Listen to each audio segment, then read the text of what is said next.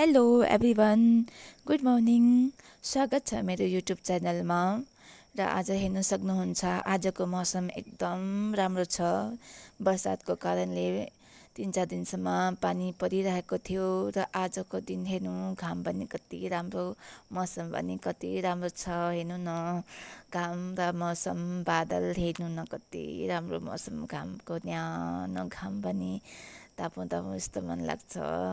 र हेर्नुहोस्, यो मेरो पडोसीको घर हो र मैले एउटा भाँडामा अस्ति नै रोज रोपेको थिएँ र हेर्नुहोस् कति ठुलो भयो। र केही दिन यो रोज पनि फुल्छ। म त्यस रोज फुलेपछि म तपाईँलाई त्यो भिडियो पनि बनाएर राख्छु। र हेर्नु मौसम कति राम्रो, एकछिन मौसमको आनन्द लिएपछि अब म आफ्नो किचनमा आएँ। आज मलाई चिया पिउन मन लागेको थिएँ र चिया बनाएँ आफ्नो लागि। त्यसमा हल्का चियापत्ती अनि चिनी राख्यो। माथि मलाई बाबरी हालेको चिया एकदम मनपर्छ। मैले बाबरी पनि हालेँ र त्यसलाई केही समय उमालेँ र मैले चिया पिएँ। चिया पनि बिहान बिहान एकदम मिठो लागेको थियो। एकदम मिठास भएको थियो चिया पिएर। र चिया पिएपछि मैले आफ्नो प्यासेज सफा गरेँ। धेरै दिन भएको थियो, 2 दिन भइसकेको थियो मैले आफ्नो प्यासेज सफा गरेको थिएन।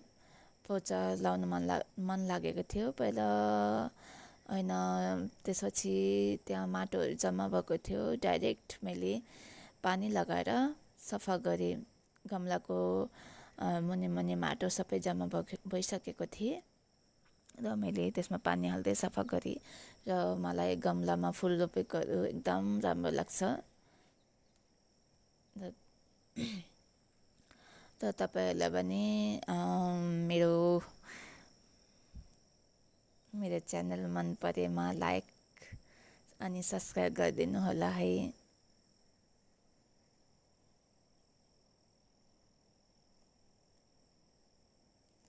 र मैले युट्युब च्यानल हेर्दै गरेँ र त्यसमा हल्का सिकेँ। पहिला पनि त्यति थाहा थिएन यो सोसल मिडियाको बारेमा। र मैले सबैको भिडियो हेर्दै गएँ। आफ्नो घरेलु अनि आफ्नो लाइफस्टाइलको बारेमा सबैले हाल्दो रहेछ र मैले पनि अब कोसिस गरेँ हाल्नको लागि। मैले आफ्नो च्यानल चाहिँ पहिल्यै खोलेको थिएँ र मलाई यो सोसल मिडियाको बारेमा केही थाहा थिएन। बिस्तारै सिक्दै हो र एकैचोटि त सिक्ने त सकिँदैन।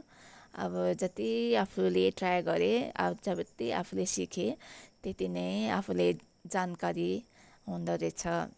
र त्यसपछि सफा गरेपछि मैले आफ्नो गमलातिर पानी हालेँ। त्यसमा हल्का पानी अलिक कम भएको थियो र सबै ठाउँमा मैले पानी हालेको थिएँ आफ्नो गमलामा।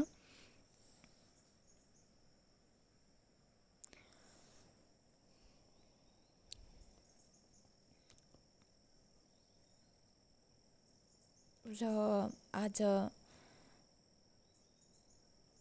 दिन तपाईँहरूसँग म बिदा चाहन्छु। पछि फेरि अर्को भिडियो लिएर आउँछु। हस् त, हजुरलाई बिदा चाहन्छु। बाई।